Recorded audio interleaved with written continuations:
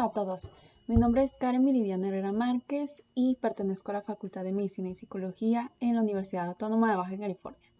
Tomo la materia de transferencia de acceso a la información y en esta ocasión revisaremos lo que es la información reservada.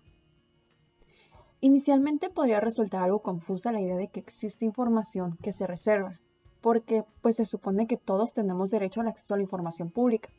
Y esto es cierto, según el artículo 7 de la Ley Federal de Transparencia de Acceso a la Información Pública Gubernamental, se explica que todos los sujetos obligados deberán poner a disposición del público esta información actualizada. ¿Y esto para qué? Pues para poder cumplir con los lineamientos de la transparencia y así la gente pueda disponer de su derecho de acceso a la información. Sin embargo, existe una excepción y esta es la información reservada.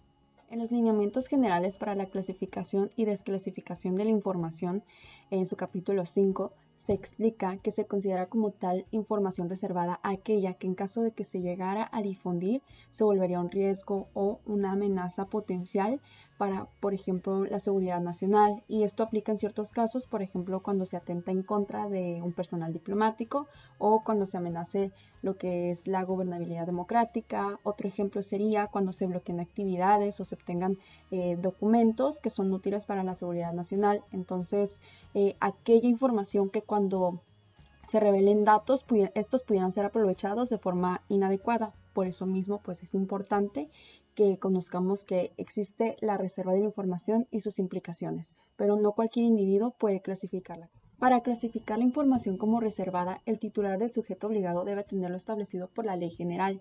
Esto en relación con las disposiciones contenidas en los lineamientos establecidos para poder seguir estas disposiciones legales aplicables y que no contradigan la ley.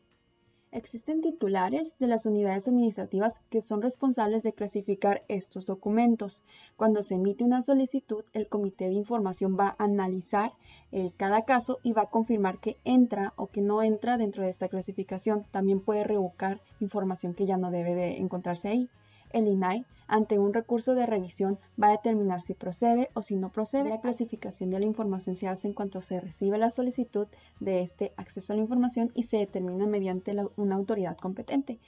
Claro que los titulares deben revisar esta clasificación para verificar que efectivamente encuadra dentro de la información reservada.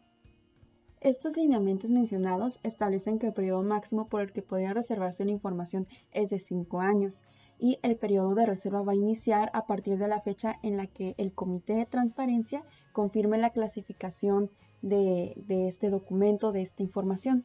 De forma análoga, el artículo 108 de la Ley de Transparencia de Acceso a la Información Pública de nuestro Estado dice que únicamente se podrá clasificar como información reservada de acuerdo a lo establecido por esta ley.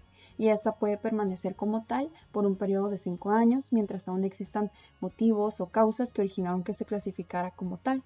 ¿Qué motivos tiene que haber para que la información se reserve o se clasifique como tal?